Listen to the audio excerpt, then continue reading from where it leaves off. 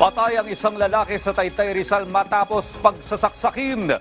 Ang dahilan ng sospek ay asaran. Si Isaiah Mirafuentes sa detalye. Naging ang babaeng ito matapos tagtarin ng saksak ng ice pick ang kanyang kinakasama sa Taytay Rizal. Nakita raw niya mismo kung paanong magmakaawa ang kanyang live-in partner habang sinasaksak. Wala namang ginagawa si Junjun sa'yo. Bakit ganun? Tingnan mo nangyari sa asawa ko. Wala na. Wala nang Junjun maibabalik. Wala nang gaano sa akin. Alam mo yan, kay Junjun lang umikot ang buhay namin. Dead on arrival ang biktima dahil sa samot-saring sugat. Ang mitya ng krimen, asaran. Base sa investigasyon ng mga pulis, inaya ng suspect ang biktima sa kanyang bahay para pag-usapan ang kanilang alitan. Walang ganong record sa barangay but based on the revelation ng itong suspect ay matagal na itong meron silang alitan.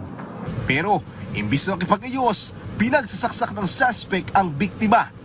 Ayon pa sa mga pulis, planado ang nangyaring pagpatay sa biktima. Inamin ng suspect ang krimen at labis siyang nagsisisi sa nangyari.